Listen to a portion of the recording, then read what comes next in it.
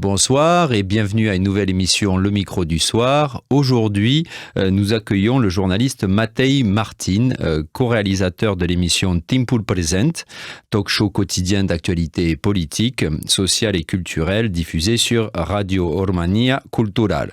Il est également rédacteur en chef de l'hebdomadaire Observatorul Cultural. Je suis ravi de recevoir Matei Martin, un excellent journaliste et je le dis en toute sincérité. Il a d'ailleurs obtenu de nombreux prix, les deux derniers en date étant le prix Regard sur l'Allemagne, décerné par l'ambassade d'Allemagne à Bucarest en 2017, et le prix du reporter européen pour la presse écrite et en ligne en 2015. Matei Martin, bonsoir. Bonsoir. Merci donc d'être avec nous. Beaucoup de sujets à traiter avec vous. Et si vous le voulez bien, j'aimerais d'abord revenir sur vos deux derniers éditoriaux publiés dans Observatorul Cultural. Alors l'un portait sur le Premier ministre Viktor Orban, ou plutôt sur cet épisode récent quand il a enfin accepté de ne pas utiliser son droit de veto concernant l'aide de 50 milliards d'euros à l'Ukraine. Et l'autre, le plus récent, sur le nouveau Premier ministre français, Gabriel Attal. Je ne l'ai pas mentionné dans la présentation, mais vous avez suivi des études de sciences politiques, en sciences politiques plutôt. Cela se sent, vous êtes devenu un fin observateur dans le domaine, que ce soit pour la Roumanie ou des pays comme la France et l'Allemagne. Je précise que vous êtes également parfaitement germanophone. Ce qui ressort de vos éditoriaux, et j'en ai lu plusieurs, pas seulement les deux derniers, c'est véritablement un sens de l'équilibre et de la clarté. Votre objectif est d'abord, je dirais, presque didactique. Vous n'essayez pas de défendre à tout prix ou de critiquer de façon véhémente, ce qui est, je trouve, plutôt rare aujourd'hui. Cet équilibre, cette envie d'objectivité, elle vous vient d'où ?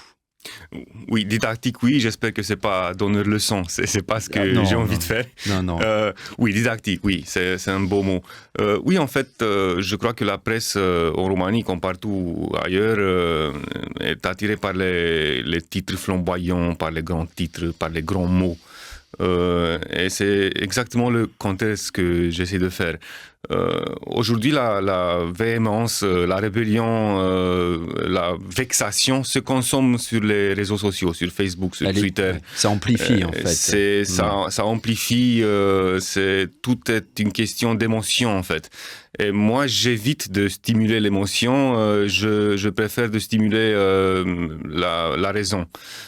C'est pourquoi, par exemple, j'évite à utiliser les adjectifs dans ce que j'écris.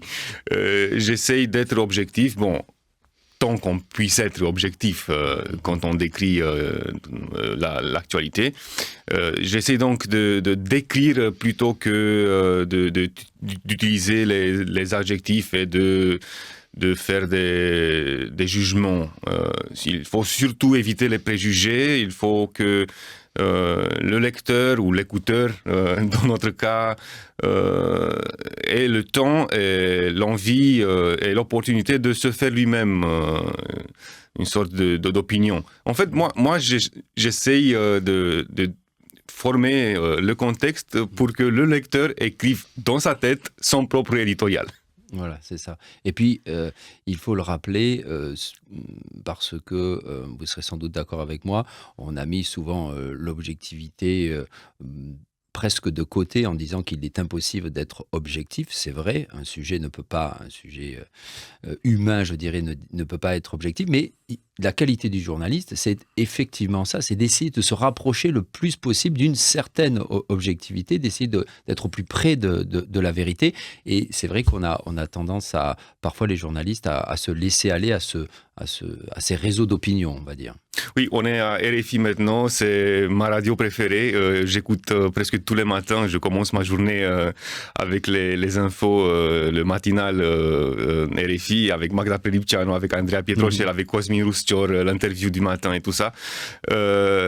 C'est une... Et le micro du soir, le vendredi à 19h15. Et le micro du soir avec Laurent Couderc, bien sûr. Et effectivement, c'est ces genres de grandes chaînes nationales de radio qui donnent le mieux le ton, je crois. Donc, ce type de descriptif, de narration de l'actualité sans une description subjective. Il faut garder les distances parce que l'actualité, elle tourne, elle est tout le temps en dynamique. Et je suppose que, enfin comme moi, je crois que le lecteur ou l'auditeur, l'auditrice saura toujours distinguer, et j'espère toujours plus, entre un journalisme parfois fait avec l'intelligence artificielle et puis un journalisme ou un journalisme trop d'opinion, on va dire, et puis un journalisme original où il y a du recul, où il y a de la recherche et où on essaie de façon humble d'informer les lecteurs et les auditeurs de la meilleure façon. Et il ne faut pas éviter l'humour non plus. Donc moi j'essaie d'être, de mener un peu d'humour dans les articles, même si je reste objectif. Par exemple, quand je mets le titre Viktor Orban, good guy or bad guy, bon, il n'est pas good guy. Les écouteurs ont bien compris. Il ne peut pas être good guy. Mais il a fait quand même une bonne tête au dernier sommet européen, lorsque finalement il se laissait convaincre que il ne peut pas s'opposer par veto à l'infini. Quand même, c'est l'Europe. Il faut rester unis. Mais ça reste quand même, oui, un peu d'ironie, mais vous restez quand même, je trouve, très sérieux. Et ce qui est très appréciable aussi, et ça je le recommande aux étrangers qui sont ici et qui veulent apprendre le roumain, quand on vous lit, moi par rapport à d'autres journalistes qui écrivent en roumain, je trouve que, alors je ne sais pas si c'est l'influence du français, mais on vous lit très très bien. Alors, vous utilisez le moins d'adjectifs possible, alors c'est peut-être que ça qui nous aide, mais en tout cas, c'est un roumain très littéraire, très, je dirais presque très francisé. Oui. Et vous m'aviez dit d'ailleurs, il y a quelque temps, que certains de vos collègues vous le reprochaient un petit peu d'avoir ce roumain je ne sais pas s'il est trop littéraire, mais enfin un peu différent. Oui, moi, on me reproche que c'est une langue plutôt fruste. Donc, surtout pas littéraire. Je trouve que les éditorialistes roumains, les journalistes d'opinion en Roumanie, ils ont tendance à être trop littéraires. Moi, je suis tout à fait le contraire. Par exemple, Cristian Tudor Popescu, lorsqu'ils écrivaient encore ces éditoriaux, ils employaient une langue assez colorée. C'est pas mon cas, non. Oui. Ce que je veux dire, c'est une langue très grammaticalement, on va dire, très professionnelle et c'est la moindre des choses. Oui, c'est la moindre des choses. Alors, si vous le voulez bien, maintenant, on va passer, parce que comme je le disais, vous êtes un fin observateur, notamment des faits politiques. On est à période préélectorale, comme vous le savez. Je n'ai pas trop envie qu'on rentre dans le sujet des alliances ou des sondages.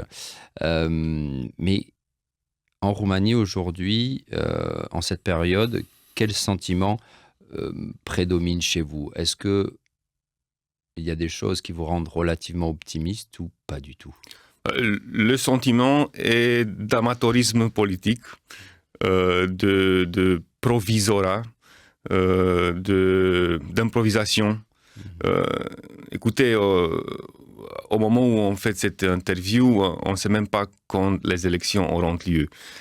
Il y en a certains qui seront ensemble ou pas. Il y a des discussions qui se portent au niveau de la coalition gouvernementale entre le PSD, entre le PNL. Est-ce qu'on peut peut-être commencer les élections europarlementaires avec les élections municipales? Est-ce qu'on peut commencer, c'est-à-dire tenir au même moment les élections parlementaires avec le premier tour de l'élection présidentielle, mais quand serait la date la plus convenable et tout ça. On est quand même dans le fin de la première semaine du mois de février, et dans la super année électorale, on ne sait pas encore quand auront lieu les élections. Moi, je trouve que c'est très grave. On a quand même une super majorité. Le PSD et le PNL ont une majorité très stable au niveau du Parlement. Tout est une négociation politique. Il n'y a jamais question du citoyen, de ce qui est mieux pour la démocratie roumaine, de ce qui est le mieux pour assurer une légitimité du futur gouvernement, de la future majorité. Tout est question d'arrangement politique et de tenir les majorités ou la stabilité de tel ou tel parti. Par exemple, mettre les élections européennes et municipales en même temps, ça bénéficierait à qui particulièrement? Ça bénéficierait, je crois, surtout aux partis déjà au pouvoir.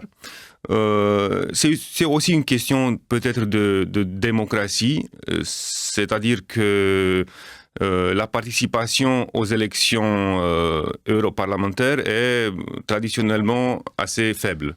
Les Roumains ne participent pas en grand nombre aux élections européennes. Ils ne comprennent pas les enjeux et ils ne voient pas l'intérêt. Par contre, les élections locales, municipales, sont très plébiscitées. Les Roumains y vont, ils sont intéressés, ils sont mobilisés par leurs leaders locaux. Donc, tenir les deux élections en même temps ferait du sens pour les élus En place. europarlementaires des grands partis. Qui sont au pouvoir et qui ont des militants et les autorités locales en place pour pêcher les électeurs. Parce que dans d'autres pays, en France par exemple, les européennes ont tendance à favoriser notamment les ou en tout cas un parti extrémiste, le Rassemblement national. Enfin, je ne sais pas si on peut l'appeler extrémiste. Je ne suis plus un journaliste en France, donc je me garderai de porter un jugement trop définitif. Mais en tout cas, le Rassemblement national, c'est un parti qui je crois, qui a obtenu le meilleur score lors des dernières élections européennes. Est-ce qu'il y a ce phénomène-là en Roumanie, AUR, donc le parti, là on peut le dire, vraiment d'extrême droite, est-ce qu'il pourrait bénéficier, et donc en même temps, avec des municipales, bénéficier de ce rapprochement des deux scrutins? Il y a le risque que AUR va sortir renforcé à travers l'année électorale 2024. Les élections europarlementaires, qui sont les premières au calendrier, peut-être elles vont être tenues en même temps que les municipales, on ne sait pas encore, mais c'est le premier grand test électoral pour AUR, ces élections. Ils sont, paraît-il, très solides dans les communautés roumaines de la diaspora, donc à l'extérieur de la Roumanie. C'est surtout les Roumains d'ailleurs qui vont voter pour AUR, évidemment. Ah bon? Oui. Vous m'apprenez quelque chose. Effectivement, je suis assez surpris. Oui, surtout à travers les réseaux sociaux, ils ont constitué un grand réseau d'admirateurs et ils sont très forts chez les Roumains de diaspora. Comment vous l'expliquez? J'aurais pensé le contraire, justement, que la diaspora roumaine, précisément, vu ce qui se passe par exemple en Espagne avec Vox, il voit peut-être davantage les dérives de tels partis. Comment se fait-il que cette diaspora roumaine puisse être séduite par AUR? Comment vous l'expliquez? Je l'explique par une sorte de nostalgie. AUR est un parti nationaliste, un parti qui renvoie aux valeurs traditionnelles de la Roumanie. Ces Roumains qui travaillent, qui habitent, qui ont quitté la Roumanie, qui habitent maintenant ailleurs en Europe, ce sont des gens dépaysés, ce sont des gens qui ont perdu une partie de leur âme, une partie de leur vie, qui ont laissé leur vie en Roumanie, qui sont un pied en Roumanie, un pied en Espagne ou en France ou en Italie, ou là où ils habitent maintenant. Et qui se sont dépaysés, qui ont une certaine nostalgie de la tradition roumaine. qu'ils ont perdu. Mais ils se sont aussi imprégnés de... Donc, Aur, il s'adresse bien à ça avec un certain nationalisme culturel, avec la poésie roumaine, avec Luceafărul, avec des chansons roumaines, avec la musique populaire et tout ça. Et ça compte. C'est assez facile, mais ça compte, ça a un impact. Donc, on va avoir cette vague de nationalisme, surtout aux élections europarlementaires. D'accord, très bien. Alors maintenant, j'aimerais qu'on touche un sujet qui vous est cher, celui de la culture. Votre émission, vos émissions et ce que vous écrivez parlent beaucoup de culture. Et souvent, j'ai lu que, avec encore une fois beaucoup d'équilibre, mais vous étiez assez indigné par la façon dont l'État roumain ne soutenait pas suffisamment la culture en Roumanie.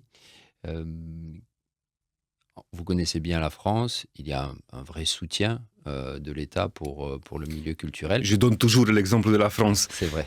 Mais, et il y a aussi cette idée que, et d'autant plus aujourd'hui, qu'à travers la culture, c'est pas simplement, c'est pas une dépense, ça amène beaucoup de choses, de façon directe ou indirecte, et notamment, ça crée ce qu'on appelle une diplomatie d'influence, un soft power qui est très important et qui a des effets positifs dans différents domaines, et notamment économiques ou géopolitiques. Est-ce qu'il y a les prémices d'une prise de conscience de ça en Roumanie, que le domaine culturel, c'est pas simplement, pour l'État en tout cas, une dépense qui ne sert à rien, mais au contraire, ça a des implications au niveau national, mais également au niveau international importantes pour la Roumanie? Vous savez, l'amour pour la culture, l'attachement pour la culture est une question de façade pour la plupart des autorités en Roumanie. Et il y a aussi une grande confusion en ce qui veut dire culture, c'est-à-dire création et loisir ou divertissement.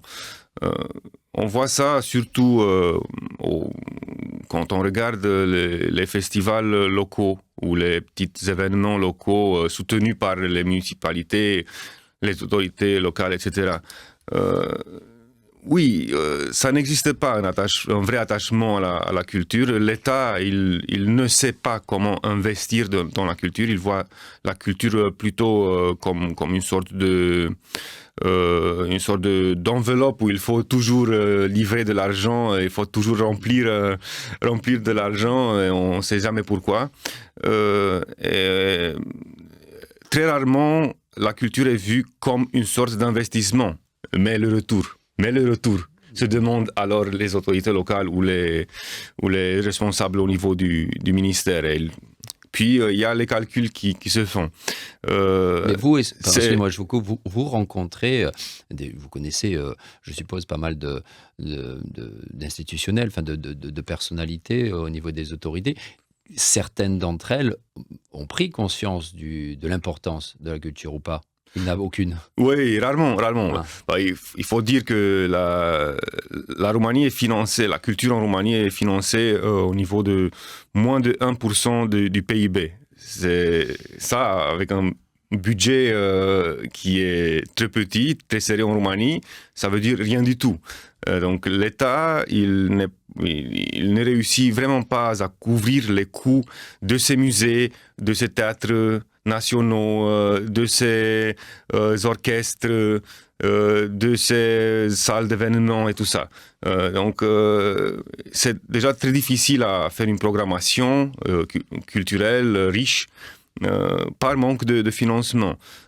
En même temps, les salaires des employés au niveau du ministère de la Culture sont très faibles.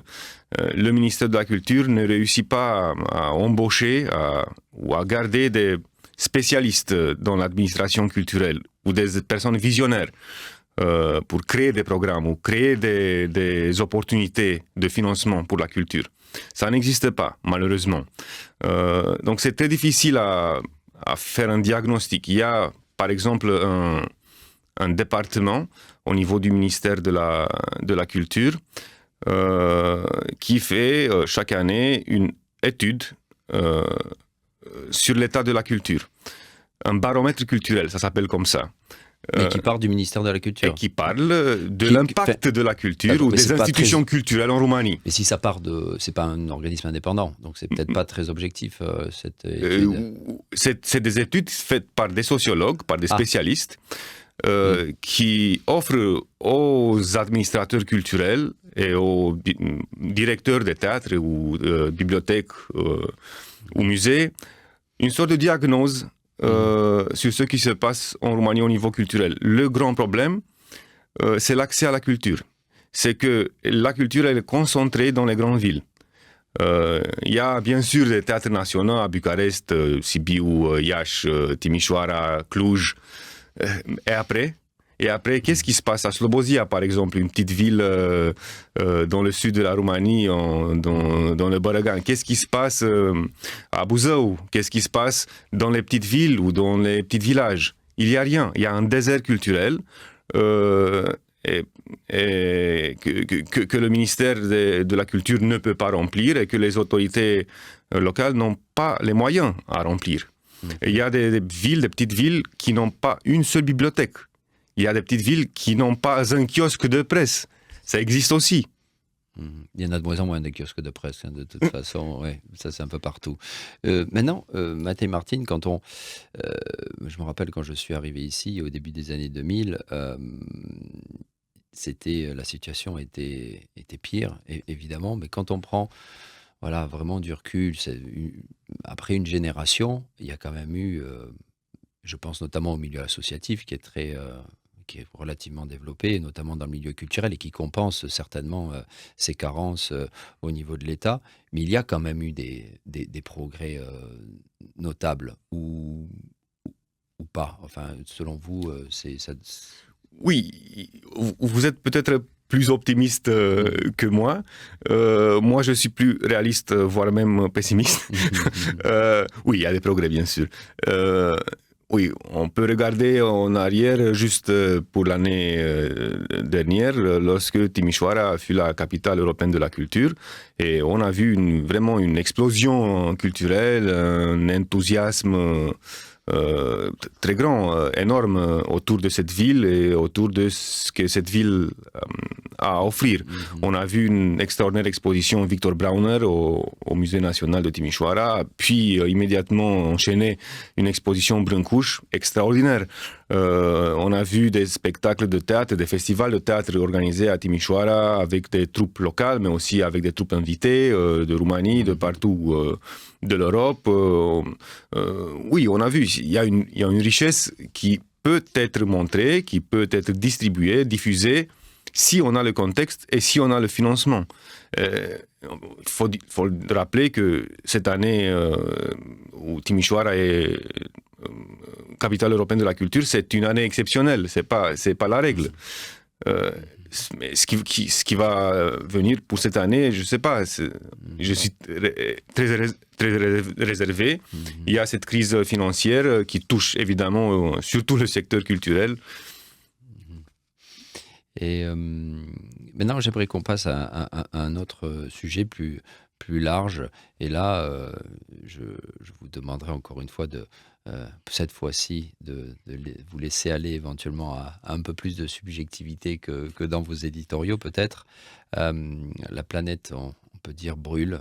Il y a des incendies, il y a des conflits un petit peu partout. C'est un moment particulièrement dramatique dans pas mal d'endroits. Vous, depuis Bucarest, quand vous regardez ces actualités, quel, encore une fois, sentiment cela vous donne et est-ce que vous voulez croire, est-ce que vous pensez qu'il faut toujours croire de toute façon que l'humain a les capacités de résoudre ces situations-là, ou vous vous sentez particulièrement accablé?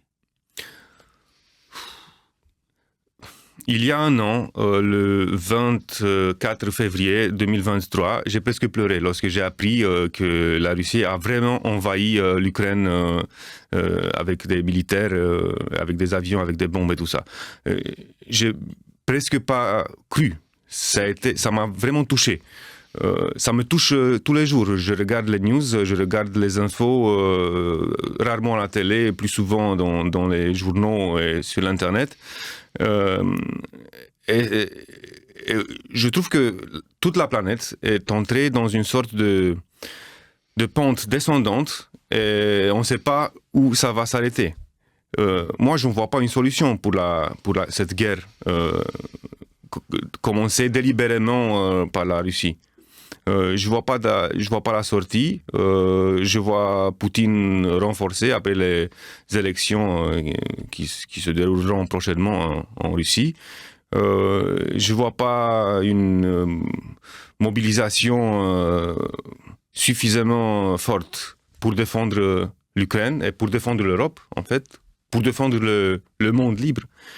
Je ne vois pas même une mobilisation civique, citoyenne en Europe pour ça. L'opinion est plutôt partagée, l'opinion est plutôt divisée sur ce sujet. En plus, il y a la guerre au Gaza. En plus, il y a l'Afghanistan. Il y a toute cette région-là qui se sont enflammées. Oui. Puis il y a l'Afrique aussi. Il y a l'Afrique. On va revenir à la culture. Comme je le disais, vous êtes un observateur, mais aussi un créateur, hein, vous écrivez. Maintenant, est-ce que vous avez des envies, ça je ne le sais pas, vous ne me l'avez jamais dit, alors peut-être que vous allez nous l'avouer, des envies oui, vous êtes déjà en train d'écrire des envies de fiction? Oui et non. Oui, je le fais de temps en temps. J'écris avec grande passion quand je suis en vacances. Surtout des petites sketchs de théâtre. Vous écrivez comment? Sur quoi? J'écris toujours sur l'ordinateur. J'ai pris mon carnet de notes avec moi. J'écris très mal en fait à la main. C'est illisible même pour moi. Donc j'écris à l'ordinateur, j'écris sur mon laptop. Très rarement j'ai le temps d'écrire de la fiction. Vous le faites plutôt en vacances alors? Et je le fais très rarement en vacances. Mais j'écris tellement des articles pour le travail ou pour la radio ou pour le journal que j'arrive très rarement à écrire de la fiction. En plus, je trouve pas que c'est nécessaire. C'est une reproche qui m'est faite par les amis, par ma famille, que je devrais publier un livre. Vous savez, en Roumanie, être intellectuel, c'est publier un livre. Être intellectuel engagé, c'est publier des livres. On ne compte pas si on n'a pas publié un livre. Moi, je trouve que c'est une vision assez démodée. C'est pas le cas. Je suis tellement présent dans mes activités de journaliste, tous les jours à la radio, toutes les semaines dans la presse écrite. Je fais tellement de choses que j'ai pas le temps et j'ai même pas l'envie d'écrire des livres. Voilà. C'est simple. Je crois que c'est suffisant d'être journaliste. Ah oui, parce que tous les jours, voilà, vous avez le sentiment que vous dites ce que vous avez sur le cœur et vous avez la possibilité de vous exprimer, donc pourquoi le faire autrement? Oui, en plus, ma langue roumaine, elle est contaminée par cette langue que je me suis auto-imposée dans la presse. Ma langue est formée à la langue de la presse. Donc c'est très difficile de passer à un autre type de langage qui est requis par la littérature, par exemple. Est-ce que vous avez le sentiment parfois que quand vous pensez à des journalistes qui deviennent écrivains, qui font de la fiction, qu'il y a un petit peu trop, il y a une inflation de ça, de gens qui veulent s'exprimer à tout prix par l'écriture et...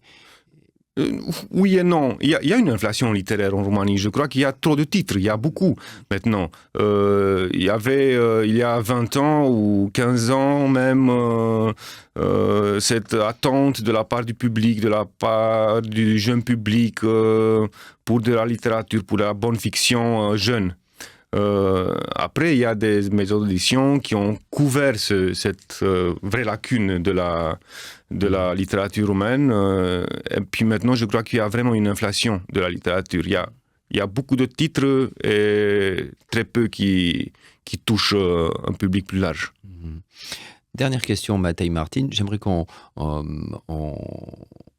termine sur Observatorul Cultural. comment va Observatorul Cultural, donc qui est vous publiez toutes les semaines, c'est un hebdomadaire, vous êtes également en ligne. Est-ce que, je ne m'en rappelle pas parce que j'ai plutôt tendance à le lire sur papier, mais en ligne, les articles sont en accès libre ou alors payant? Oui, alors Observator Cultural est un hebdomadaire, même si le mot culture est dans le titre, on est quand même une revue généraliste.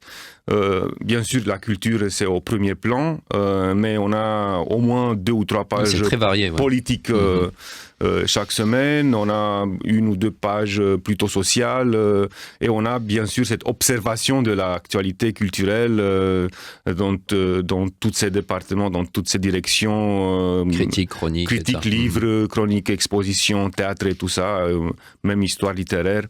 Et on retrouve le papier sur le site. On retrouve tous les articles du...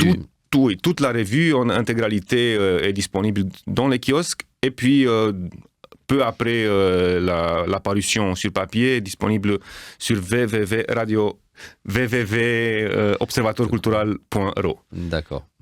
Et les choses se passent bien C'est une comme beaucoup de revues culturelles, elle n'est pas économiquement viable. Donc, elle est entretenue par la famille Mouchat, un avocat, qui paye la revue, qui est le principal sponsor de cette publication.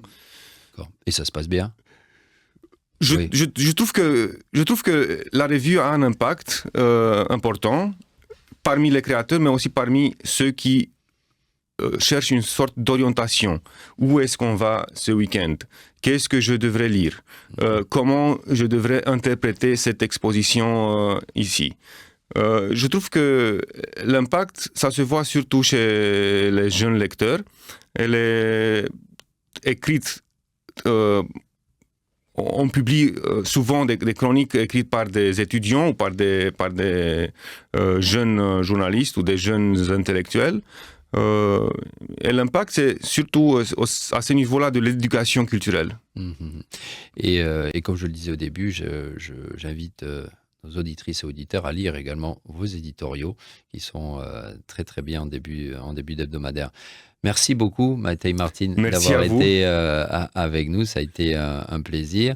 Chères auditrices, chers auditeurs, c'est tout pour ce vendredi. Vous pouvez retrouver l'émission dès à présent sur la page Facebook de RFI Roumanie et elle sera également éditée sur le site rfi.ro. Je vous remercie. Weekend Placout, au revoir.